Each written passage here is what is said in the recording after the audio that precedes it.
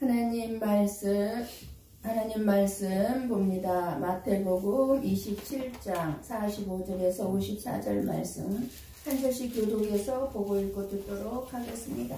제가 먼저 45절을 봉독합니다. 제6시로부터 온 땅에 어둠이 임하여 제9시까지 계속되더니 제9시쯤에서 크게 소리를 이르시되 엘리 라마 사박다니 하시니 이는 곧 나의 하나님 어찌하여 나를 버리시나이까 하는 뜻이라. 거기 섰던 자 중 어떤 이들이 듣고 이르되 이 사람이 엘리야를 부른다 하고 그중에 한 사람이 곧 달려가서 해면을 가져다가 신 포도주에 적시어 달대에 끼워 마시게 하거늘. 그 남은 사람들이 이르되 가만두라 엘리야가 와서 그를 구원하나 보자 하더라. 예수께서 다시 크게 소리 지르시고 영원히 떠나시니라.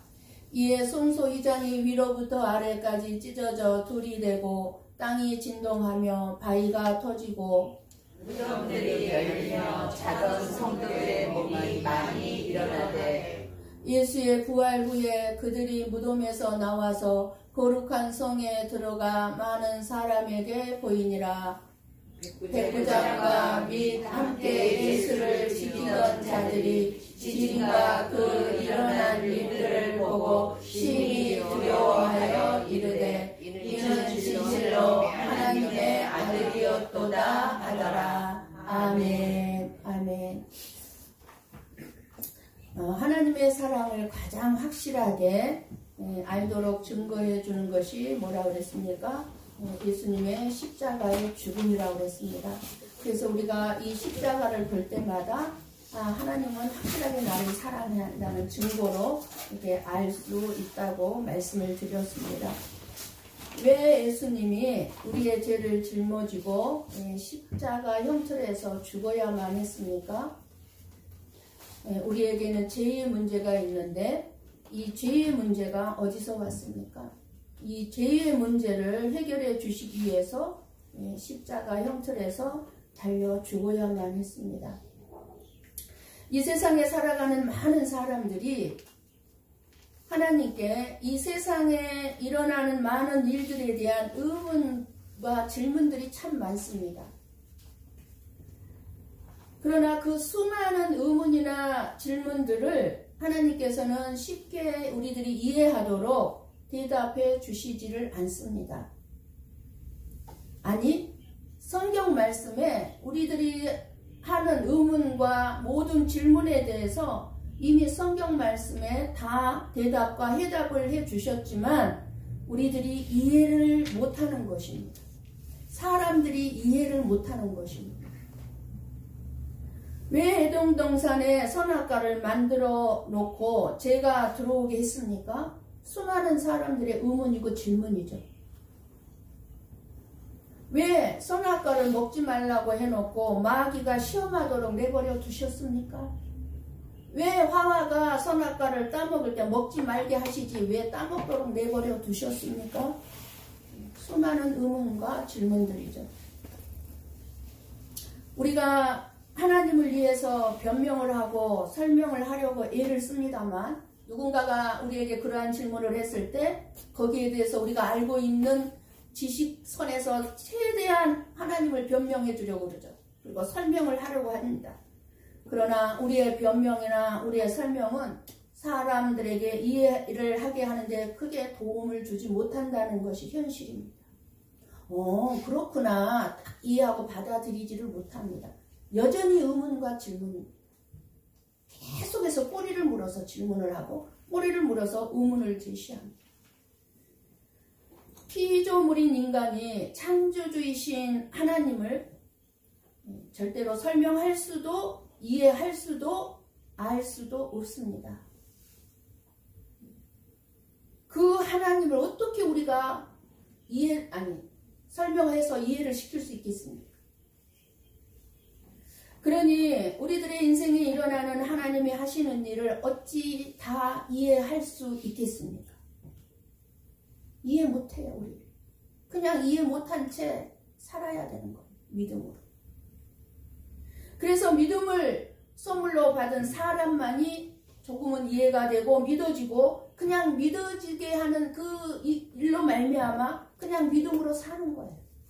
이해가 돼서 믿는 것이 아니라, 이해가 안 되지만 그냥 주어지는 믿음이 우리에게 선물로 주셨기 때문에 그냥 믿고 사는 거예요. 시편 22편 1절 말씀을 봅니다. 같이 봅니다.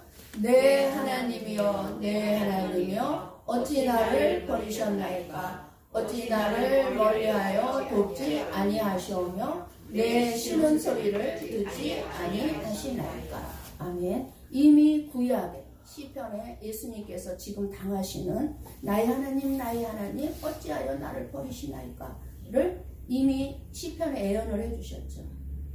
예수님의 십자가의 죽음을 예언한 말씀으로 처절한 울부짖음의 고통에 몸부림치면서 나의 하나님, 나의 하나님, 어찌하여 나를 버리시나이고 울부짖었지만 하나님은 아무 대답을 하지 않았습니다. 예수님은 십자가에서 못 박혀 6시간 동안 매달려 있었습니다. 십자가에. 여러분, 10분도 고통스럽고 힘들죠. 10분도. 근데 생명이 붙어있는 상태에서 6시간을 매달려 있었습니다.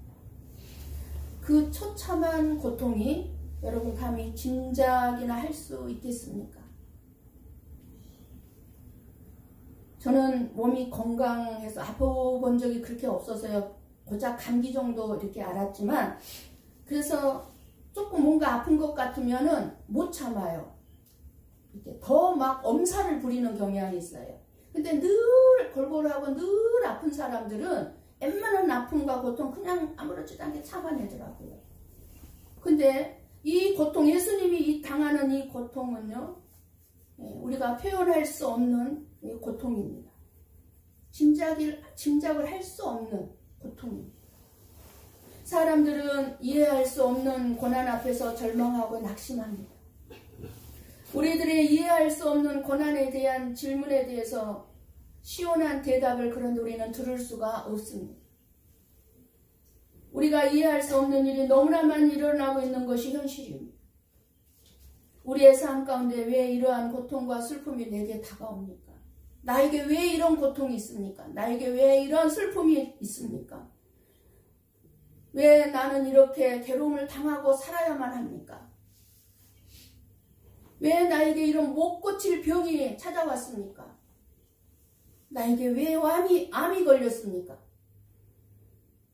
왜 내가 이렇게 살아야만 합니까? 왜 내가 사기를 당해야 합니까? 왜 내 부모나 자식, 남편, 아내가 먼저 죽어야 합니까? 수많은 왜라는 질문이 있죠. 수많은 질문. 왜? 우리는 이렇게 질문을 하지만 하나님은 아무 대답이 없으십니다. 내 마음을 시원하게 해줄 만한 대답이 없으십니다. 왜 하나님은 우리들의 질문에 명쾌하게 대답해 주지 않으시고 침묵으로만 일관하실까요? 전지전능하신 하나님의 무한하시고 영원하신 계획과 섭리를 우리는 머리로 이해할 수 없기 때문입니다. 하나님은 설명을 수없이 해주셨어요. 성경 말씀을 통해서. 그런데 우리가 이해를 못하고 있는 거예요. 예를 들어 루다가 비행기가 어떻게 하늘을 저렇게 날아갈 수 있는지 질문을 합니다.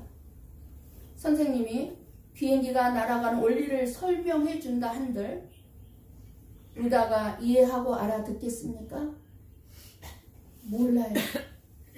루다는 그 원리를 아직 이해할 만한 지혜와 총명이 없어요. 그래서 설명한 가치가 없는 것입니다. 설명을 해줘도 모르기 때문에 설명할 가치가 없는 거예요. 마찬가지예요. 저와 여러분의 지혜로는 전지전능하신 하나님이 행하시는 일들을 다 이해할 수 없기 때문입니다. 여전히 설명을 해줘도 왜? 또 그래요. 여전히 설명을 해줘도 그 다음에 또 의문을 가지고 또 질문을 해요. 그러니까 설명할 가치가 없는 거예요. 우리 한번 이사야 55장 8절 말씀을 같이 봅니다. 이는 내 생각이 너희 생각과 다르며 내 길은 너희의 길과 다름이니라. 여호와의 말씀이니라. 아멘. 아멘. 무지한 사람들을 이해시킬 수 없을 때는 우리 시편 2편 4절 말씀 열어주세요. 하나님께서 어떻게 하고 계신가요? 하늘에 계시니가 웃으시며 주께서 그들을 비웃으시리로다 이렇게 말씀하신 것처럼 하나님은 그냥 웃으시고 침묵하실 수밖에 없어요.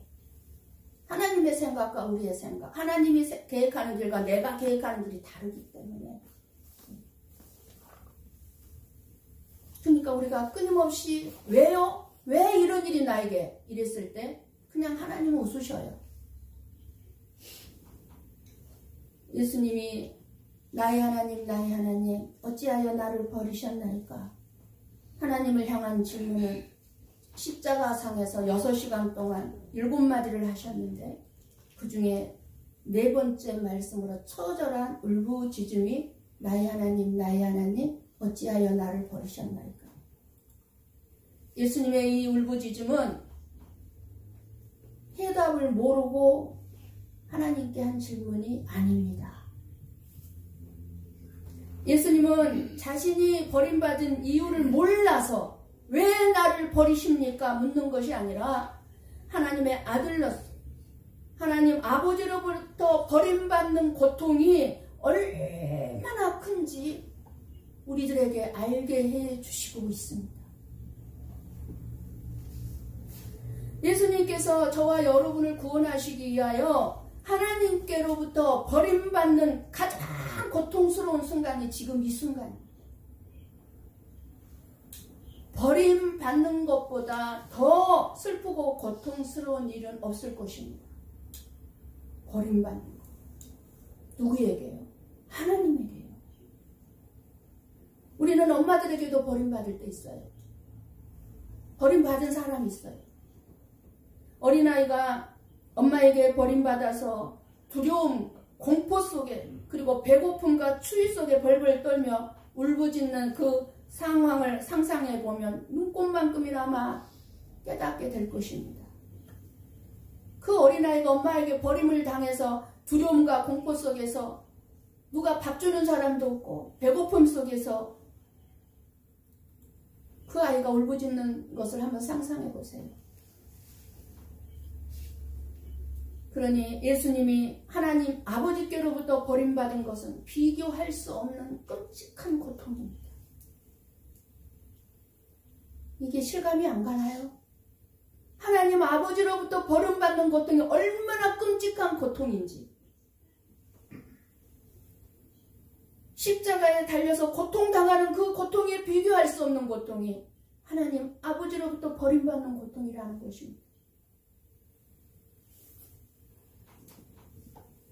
예수님은 저와 여러분을 구원하기 위한 그래서 자기 백성들에게도 버림을 받았습니다.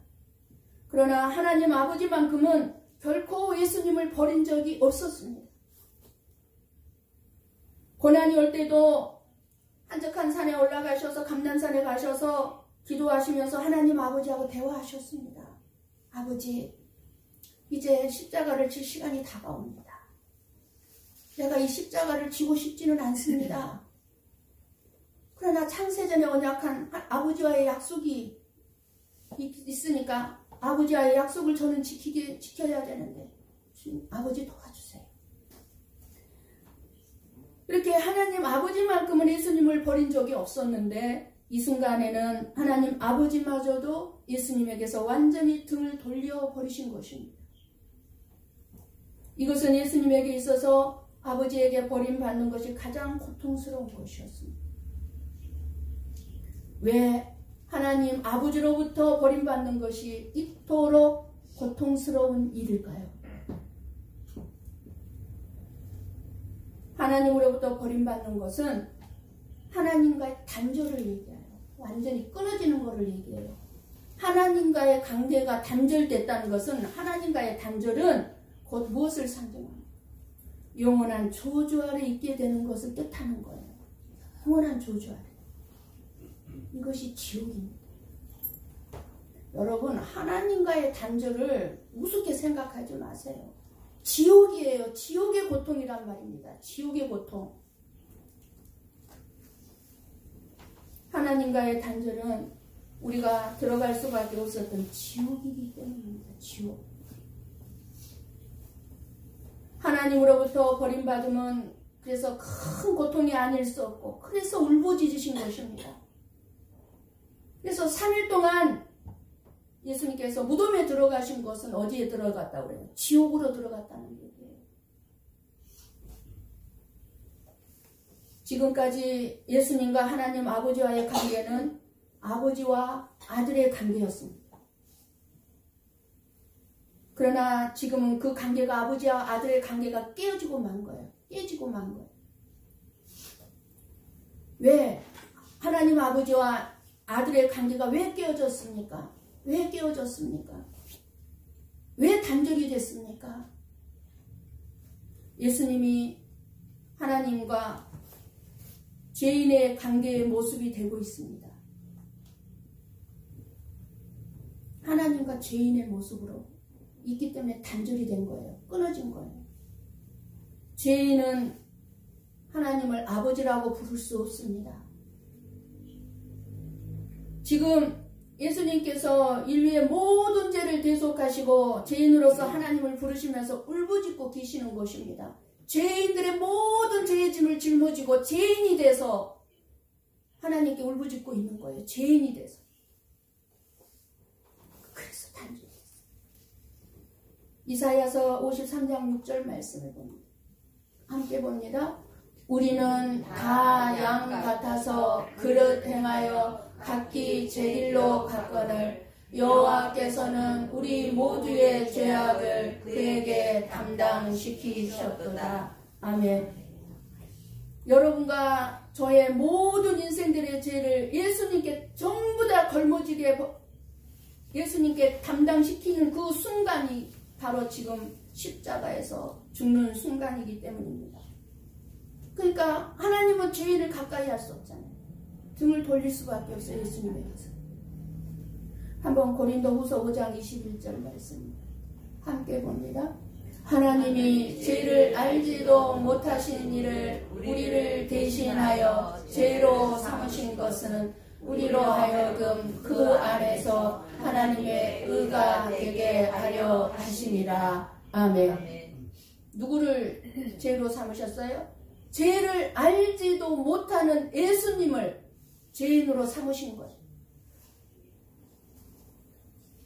여기서 우리들이 알 수 있는 것은 예수님께서 우리들의 죄를 담당하셨을 뿐만 아니라 우리를 위해 죄를 삼으신 바 되었다는 거예요.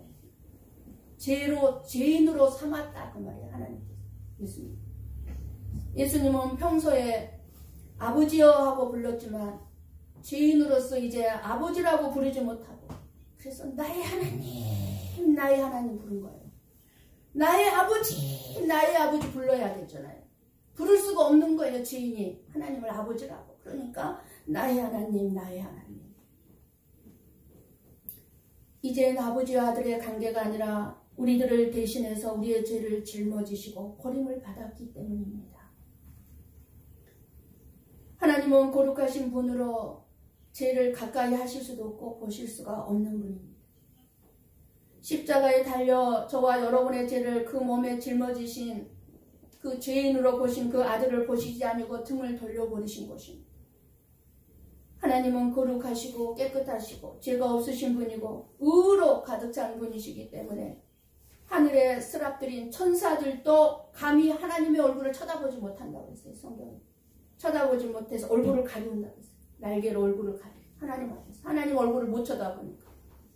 아무 육체라도 하나님을 본 순간 다 죽는다고 그랬습니다. 그렇게 하나님을 볼 수가 없어요. 그렇게 하나님 앞에 살아남을 자가 없는 가운데 우리의 죄를 예수님이 다 짊어지셨어요. 하나님은 죄를 보실 수가 없어서 등을 돌리셨는데, 그래서 그 순간에 하나님의 아들로서가 아니라 죄인으로서 엘리 엘리 라마 사박다니 하고 외칩니다. 우리는 예수님의 이 고통스러운 울부짖음에서 죄에 대한 하나님의 진노와 심판이 얼마나 무서운가를 심각하게 알 수 있어야 합니다. 너무 죄를 가볍게 여기거든요. 너무 죄를 죄로 여기지도 않아요. 요즘에는. 그러니까 예수님을 필요로 하지도 않아요. 예수 믿는 게 엄청난 복인지 그 복이 얼마나 엄청난 건지도 몰라요.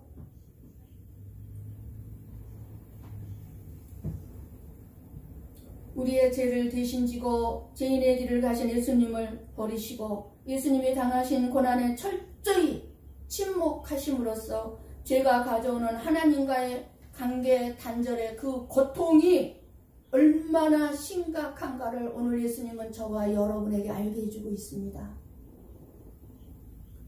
누가 이거를 알겠습니까? 하나님께서 들을 수 있는 귀와 깨달을 수 있는 마음을 주는 자는 다 알게 되는 줄 믿습니다.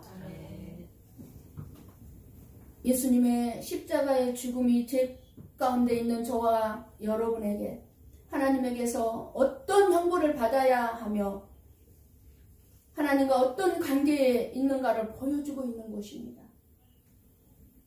저와 여러분은 오늘 또 주님 앞에 나와서 하나님 아버지 하고 불렀습니다. 아버지와 자녀의 관계입니다. 아버지와 죄인의 관계라고 한다면 절대로 아버지라고 부를 수 없습니다. 하나님은 사랑의 아버지죠. 그러나 동시에 심판자이십니다. 하나님 자녀에게는 사랑의 아버지이지만 죄에 대해서는 무서운 심판자라는 것을 알아야 합니다. 죄에 대해서는. 예수님을 유대인들이 버리는 것 같고 로마 군병들이 십자가에 죽이는 것 같이 보이지만 말씀만을 그냥 문맥상으로 읽으면 유대인들이 바리새인들이 예수님을 버리고 십자가에 죽인 것 같이 보이지만 실상은 하나님 아버지가 예수님을 버리는 것이고 십자가에 죽이신 것입니다. 예수님. 누가요? 하나님 아버지가. 그래서 나의 하나님 어찌하여 나를 버리시나이까 하신 것은 사람들이 나를 죽이는 것이 아니라 아버지가 나를 버리시고 나를 죽이신다고 고백을 한 말씀이에요. 이 말씀이.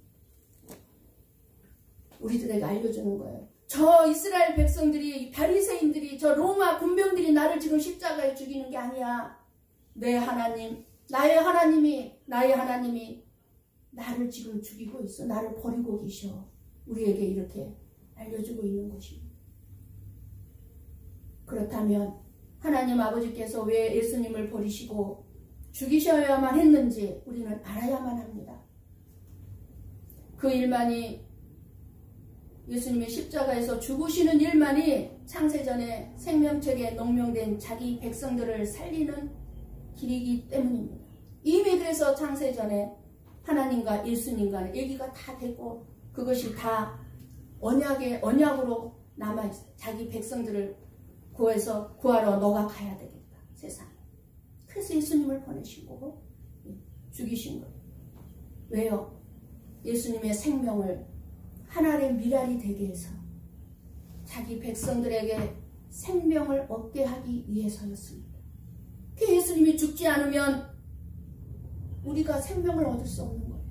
그 한 알이 죽어 썩지 않으면 죽지 않으면 저와 여러분이 생명을 얻을 수가 없기 때문에 예수님이 십자가에서 죽으니까 무덤 속에 있던 자기 백성들이 살아나는 것입니다. 그러니까 예수님이 십자가에 죽으심으로 땅이 진동하고 바위가 터지고 무덤이 열리는 것은 뱀의 머리를 깨뜨리는 것으로 죄와 사망의 권세를 깨뜨린 것입니다. 십자가에서 나의 하나님 어찌하여 나를 버리시나이까.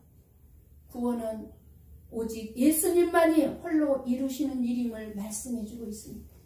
예수님만. 그 어느 누구도 예수님과 함께 할 수 있는 일이 아니에요. 예수님을 도와줄 수 있는 일이 아니에요. 오직 예수님 한 분만이 하실 수 있는 일이고 한 분만 해내야 되는 일이었습니다. 45절에 오늘 본문의 말씀은 사실 3시간을 해야 되는 건데 일단 그냥 1시간으로 끝냅니다. 45절에서는 예수님이 십자가에 못 박힌 후에 어둠이 찾아오는데 이는 하나님과의 관계가 일시적으로 끊어짐을 나타냅니다. 이것은 예수님이 우리의 죄를 대속하기 위해 하나님의 진노를 받아야 했음을 보여줍니다. 온 땅이 어두웠다는 것은 무엇을 말씀해 주냐면 어둠은 이 죄의 세상을 말합니다. 죄의 세상. 지금 온 세상이 어둡습니다. 운명하실 때까지 온 땅이 어두웠다는 것은 철저히 우리들의 모든 어둠의 죄를 대속하신 죄에 대한 하나님의 철저한 버림을 당하셨다는 것을 보여주고 있습니다. 하나님으로부터 버림을 당했다. 그래서 아침 9시에 예수님이 십자가에 매달리셨는데 3시간이 지난 낮 12시가 되니까 온 땅이 어둠에 임하였습니다. 낮 12시에. 그러면 해가 가린 게 아니고 어둠이 임했다 그 말이에요. 3시간 동안.